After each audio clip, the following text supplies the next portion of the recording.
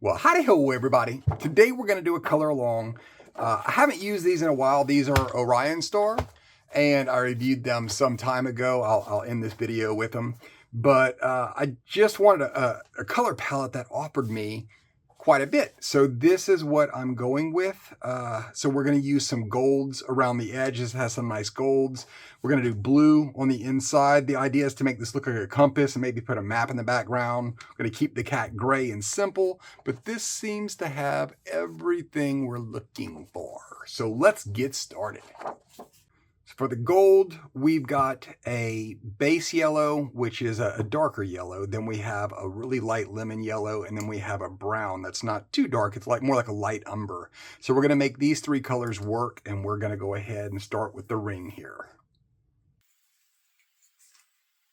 And just so y'all don't think that I'm ignoring y'all, there was a couple of you who have written in my color along videos, and you've made the comment that you really wish I would name the specific colors that I'm using so y'all could color along. Well, here's where my mindset is when I'm doing these. I have to imagine, let's just say half of y'all are watching this from beginning to end, and that's probably high, but let's just say half of y'all are watching this beginning to end. I believe that most of you who are watching this are just kind of having a little fun and picking up a couple of techniques here and there. And then there's those of you who put it in the background so you could fall asleep at night. And I completely get that. So let's take the very rare, unique set of you who are literally sitting down to watch this all the way through. Now, out of that percentage, how many do you think are really using Orionstar color pencils to color this picture with me? I have to imagine it is such a small amount. I mean, I'm still blown away by those of you who say, I watched the entire thing from beginning to end. Twice. So I'm trying to cater to the masses because it is a rare breed of you who just really loves these things when I put them out and you just seem to enjoy them so much. So I can't necessarily, I mean, I'm not comfortable saying, okay, I'm using pencil 203 because that's what Orion's, yellow is. It's 203.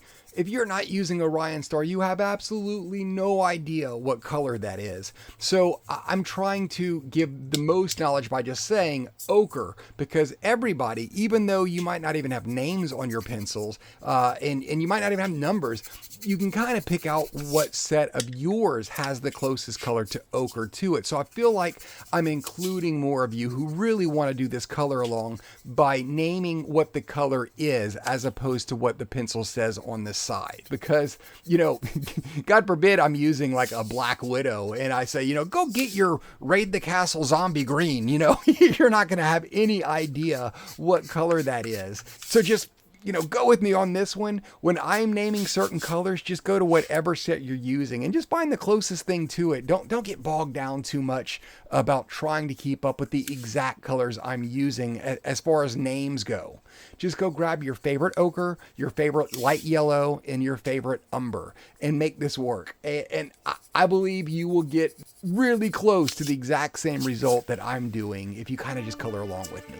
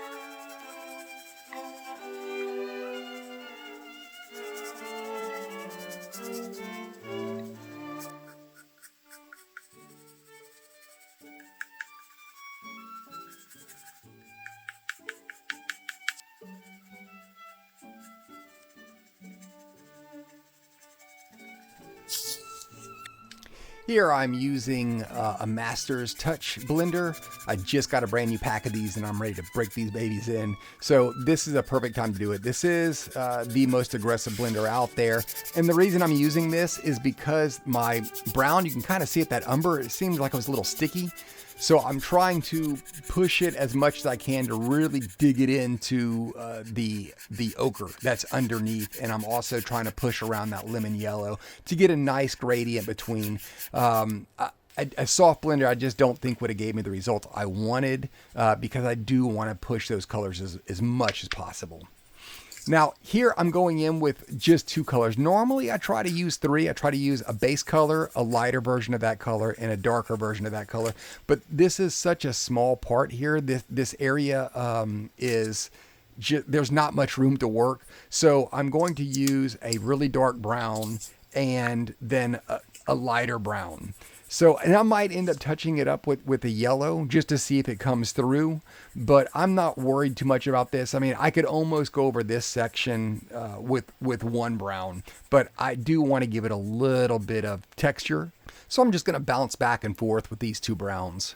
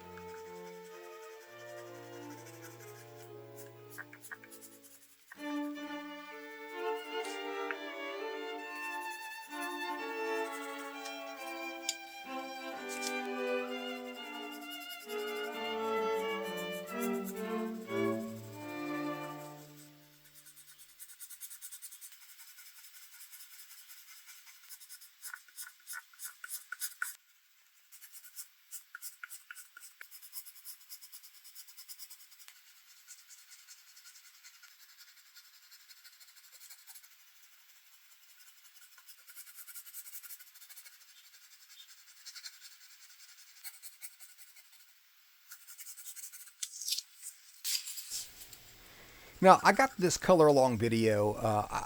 For the most part, y'all seem to like the length of these videos, and I have had a few of you saying, you know, I want them as long as it takes you to color. And this picture right here, there's a whole lot of rinse and repeat. I purposely picked this one out. I do like this drawing a lot. I had a lot of fun with it. But you'll notice the background, you know, the gold railing, it's, you know, over and over and over. These little blue highlighted areas are going to be repeated. The little compass dial itself is repeated. Coins are repeated. So there is a lot of repeats in this. So I don't feel the need to show each one of these over and over and over. I do believe redundancy, a big part of redundancy is to help teach. But in this case, this one just feels right that I'll do one kind of like I did with the gold. I did the whole thing. I took very little out as far as to edit it down. And then the next one I did a little less and a little less. So it's going to be the same with this. You see that I used a base blue, did all around the outside. I left the very center white. And now I'm touching it back up again with the same blue. I'm just going into it darker. And then I'm going to get a darker blue and go around the edge, and a lighter blue and go around the middle, still leaving the very, very middle of it white, and it'll give it that nice glow look. So right here, I'm going into it with a really dark blue, like a midnight blue. And you can do this with any color, you know, a base, if you want your outside to be like a really cool, like a shiny red, you know, get your base red, get a pink, and then get that brick red, and do the exact same thing. So on the next one, when I go to do it, I'm going to show a little less. I'm going to skip around a little more, and I'm going to edit a little more. So the first time I do it, I want you to see all the detail I'm doing. And after that, I'll kind of progressively go quicker through them.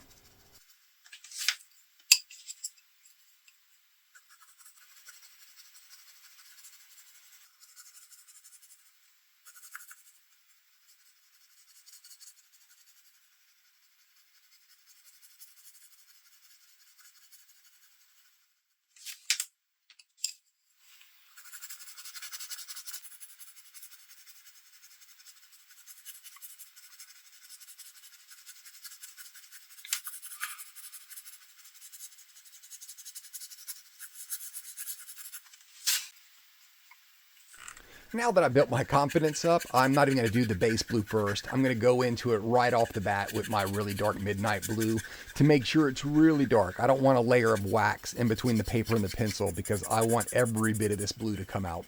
Then I'm going to go on top of that with my base blue, and then on top of that with the light blue to get that glowing effect. But see how I'm kind of editing it down right here? I'm not showing where I'm pulling off and pulling on the pencil, and every time I lift my hand, I edited all that down so you could see the exact same thing, just a little less painful. And now I'm going to go into it with a softer blender. This is towards the mid-range, but it's still a softer blender. This is the Thorntons. Love this thing. I'm going, you see, I'm going right through the middle. I don't even care. If this was an aggressive blender, it would push those dark blues right on top of that white, and I would lose all of that highlight. Well, I want to soften that white up a little bit with the blue. I don't want to erase it, so I'm using this softer blender. If I would have used something like a Caran or a Lyra, the white would be even more dominant. But again, I wanna bring that baby blue in, so I'm gonna keep on using the Thorntons and just go over the whole thing. It's gonna smooth it out, and it's gonna make it a really pretty gradient.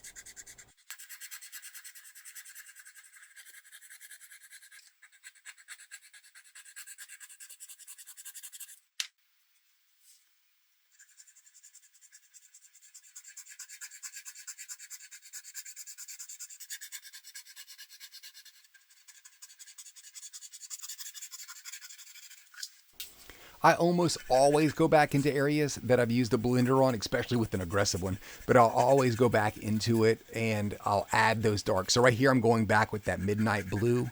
And since I did kind of push the previous blue around a bit, and it's going to add more of that depth. So don't ever be afraid to go back over the areas you blended with your colors again. Now that you've got them all smoothed out, it'll help really pop out the shapes.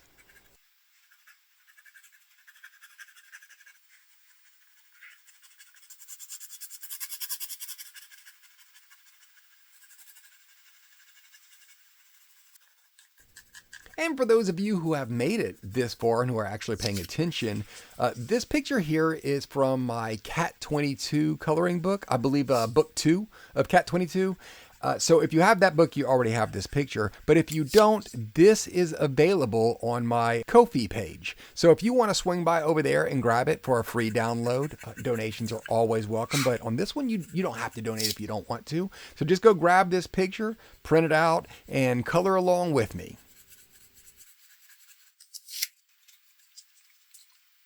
For these compass arrows, I wanted to give them like a little bit of a bronzy look to it, if you will. So I'm using like a burnt umber and then this rust color.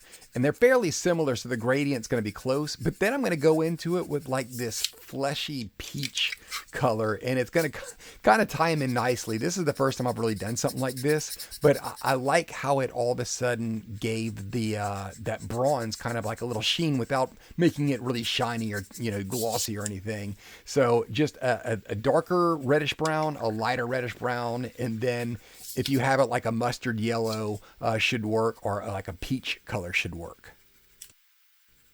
Now let's break up the monotony with the soothing sounds of compass coloring.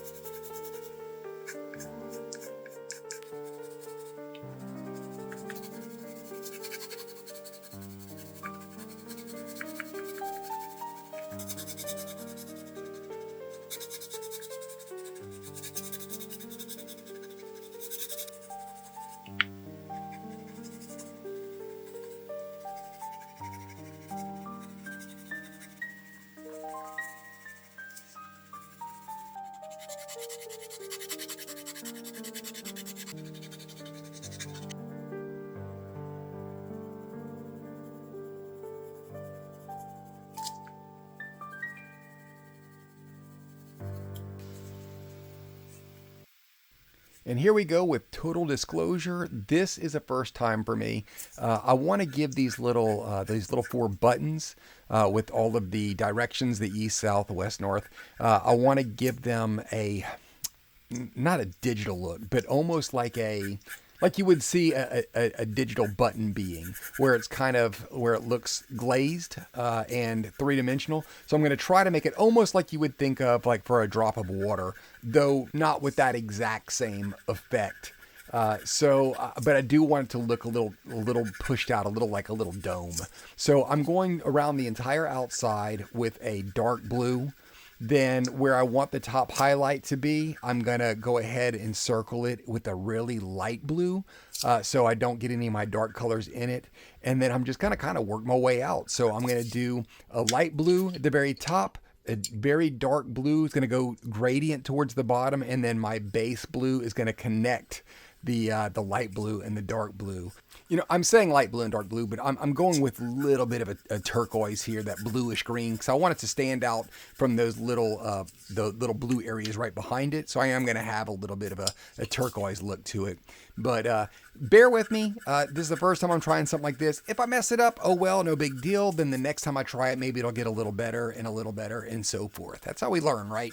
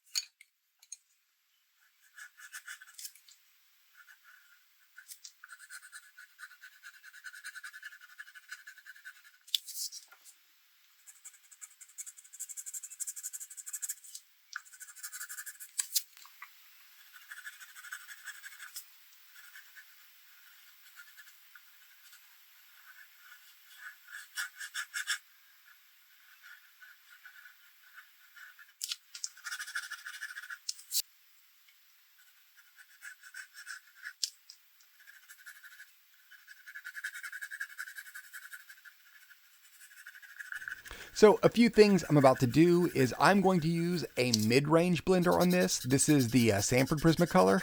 You can tell by the very durable long cut lead, this would snap with most other of the soft blenders. But this is a really good blender, and I'm trying to push these colors, leave them the way they are. I don't want it to be too aggressive. I don't want it to be too light. I kind of want all of my gradients to remain just the way they are. And then for the highlight areas, I'm actually going to blend a little bit with the Sanford Prismacolor White. This really helps pop out the highlighted areas that I want to remain, that I didn't want to remain remove it all. In fact, I want to highlight them even more. So I'm going to go over using the white as a blender, keeping it only where my highlights are. And finally, this is a really, really dark blue-green, like an aqua. I'm using it because I want to really show the crevices where this shape goes into the rim where that border is. And I'm also using it to pop out the letters as if they're going to be little bronze letters laid on top of this shape. And I think this dark color is going to help me push that. And we're going to add a little music while we go ahead and do another rinse and repeat of what you just saw.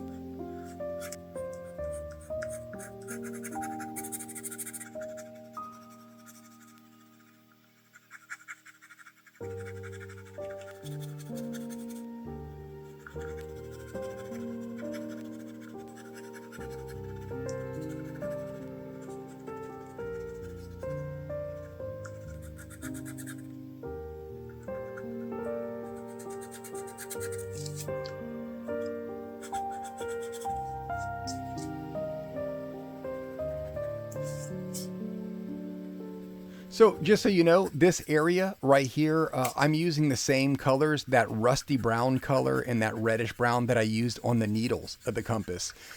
It's not a big surface area to color, so I'm just kind of going back and forth, giving it a little bit of texture. And instead of using that peachy flesh tone for the highlights, I'm just going to use like an ochre or a light umber, just a yellowish color. I want it to keep that rustic metal look with giving it a little bit of highlight texture, but I don't want to make this thing look glossy, but I'm going to give it just a touch of sheen to it to make it kind of stand out.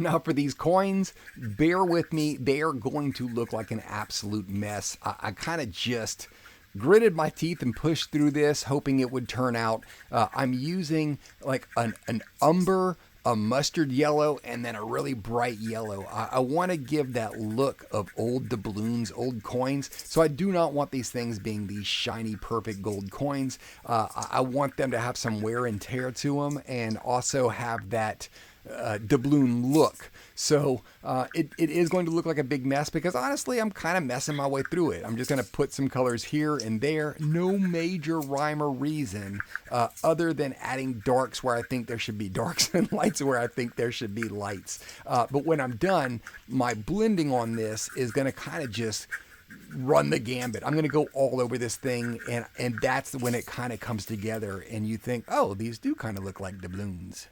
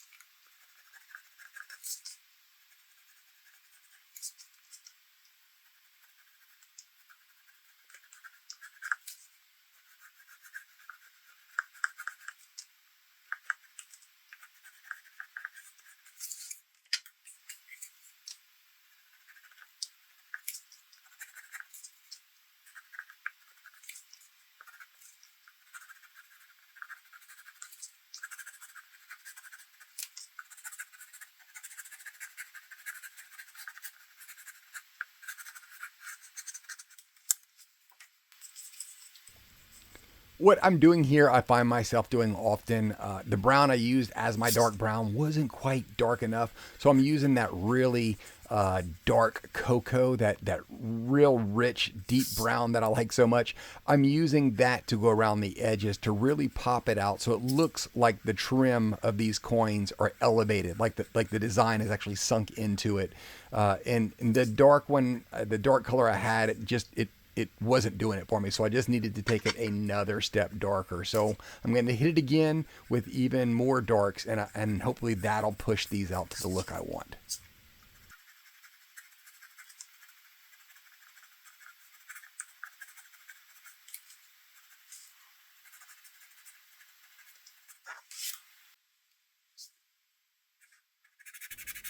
And once again, we're going back to the good old trusty Sanford Prismacolor blender, just because it's a perfect mid-range. I don't want to lose all these colors with too aggressive. I still want to see where I'm going from light to dark, but I do want to push them around quite a bit, which is also why I'm not using a really soft blender.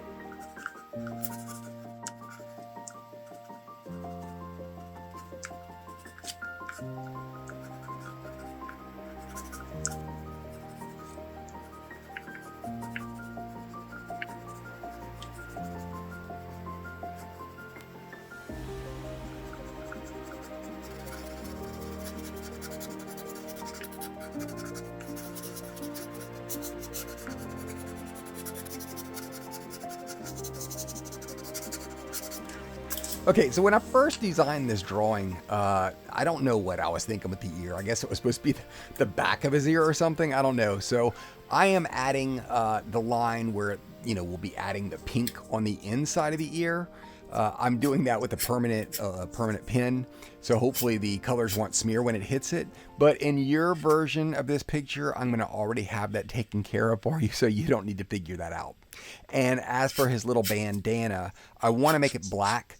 But I don't want to spend a ton of time with a black color pencil making a big mess. So I'm going to use this nice old vintage Prismacolor marker, and I'm going to go over it. Now, fortunately, this marker, the one thing working for it is that it is old and it's lightened up quite a bit. So it's going to go down not completely black, but more like a really, really dark gray, which this is going to allow for me to go over it with the black color pencil, and you'll be able to see the difference from where the black pencil is versus where the marker is. And it's also going to work really well for when I'm trying to add highlights with the white on top of it.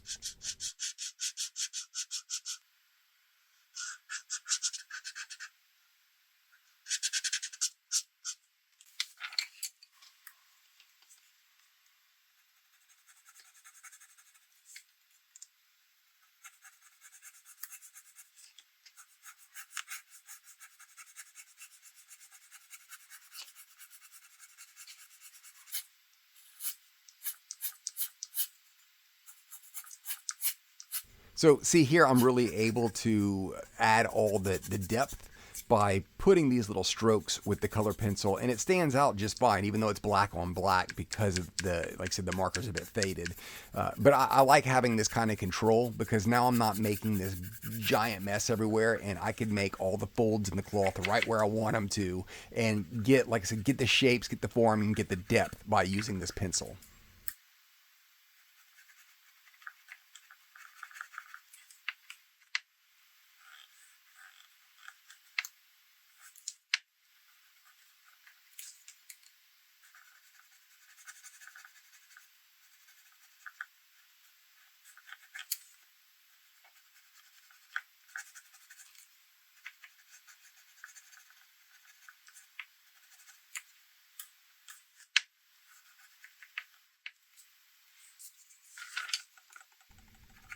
And now that I have all the black where I want it, I'm going to pop out the shapes a little more. I'm using a Cretacolor lightning stick, which is basically it's a white color pencil at the end of the day. And it's really no better than your Prismacolor white. In fact, I don't think it's quite as good as a Prismacolor white, which is why I'm using it right here, because I almost use a light gray.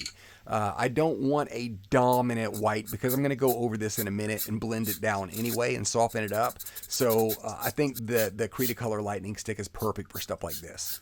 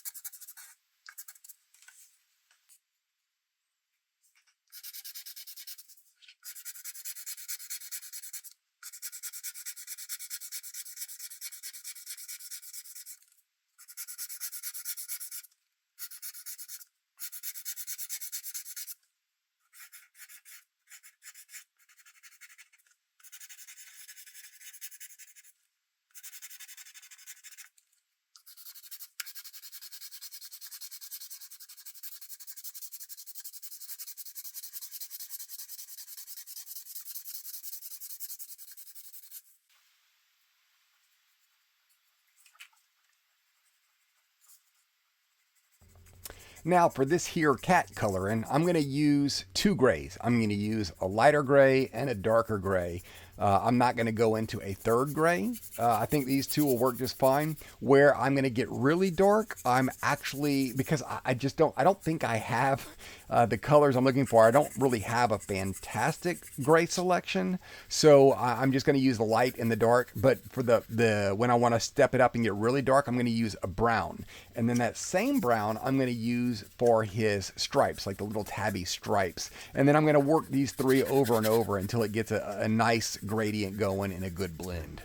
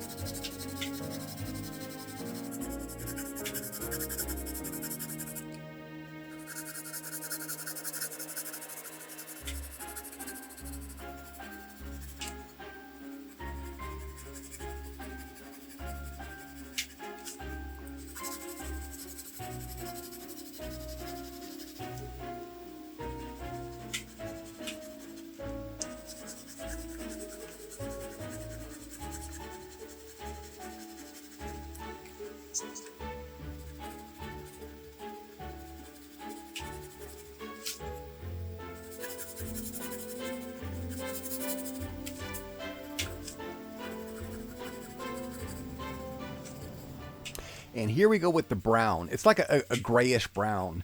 And it blends in really nice to the two grays I have down. Now it does stand out. You could clearly see that it's a brown, and it might look a little odd right now. But when I keep on working the other two grays on top of it, the same two that I've been using, when I start pushing those into this brown, it's going to start feeling a little more natural, and it's not going to stand out so much as a brown anymore as just the cat's natural stripes.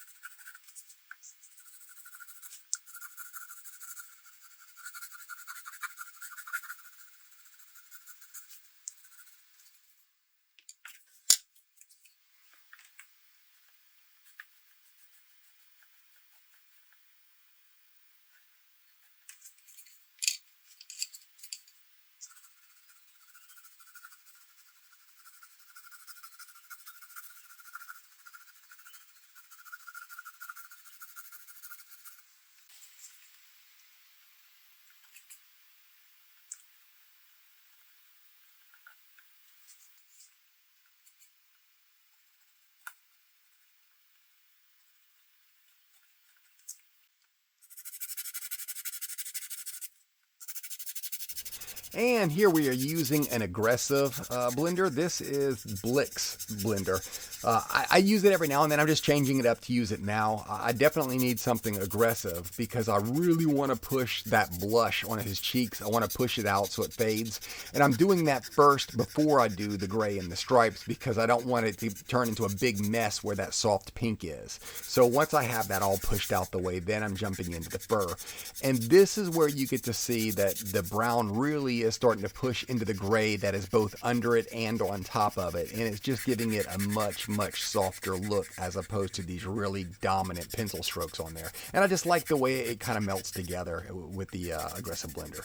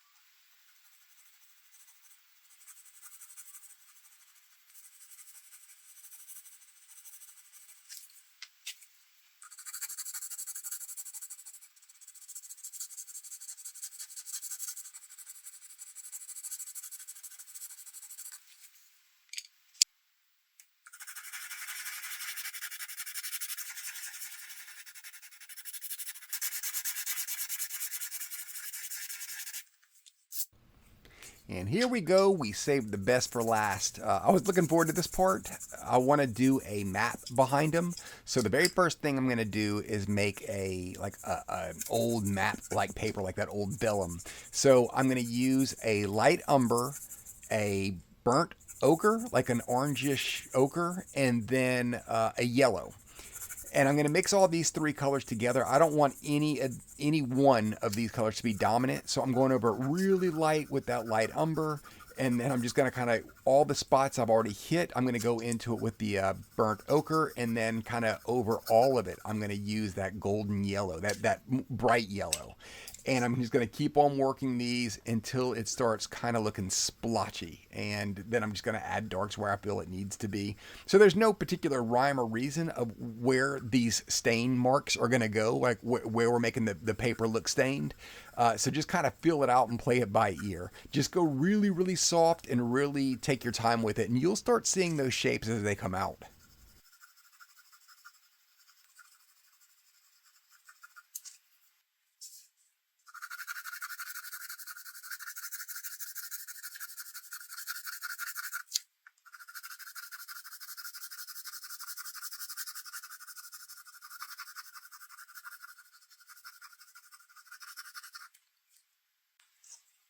And the icing on the cake is X marks the spot. Here's where we send our little De Leon cat on his adventure. We want to decide where he's going to go. We're going to put little mountains and rivers and streams and hills, whatever we want to do, however we want this map to look. And that's if you're bold enough to do anything on your map at all. I'm just going to have some fun and just add a little bit of terrain here and just make it look like he's about to go on a great adventure. Then I'm going to lightly add some colors to it on top of this yellow. And again, it's going to give that old dingy map look when we start blending it. So this part I've been looking forward to because this is a lot of fun.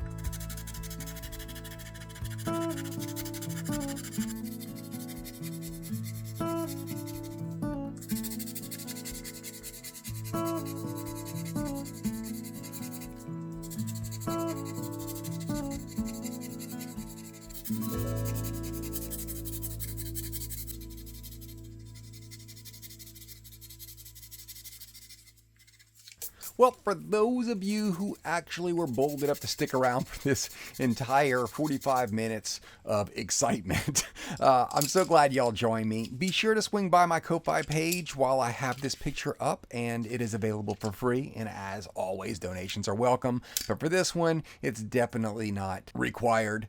I just want y'all to go pick it up and we could have some fun together.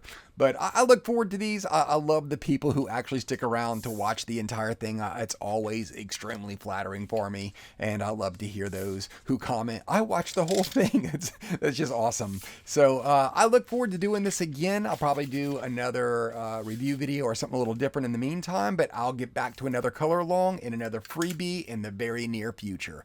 Y'all have an amazing week.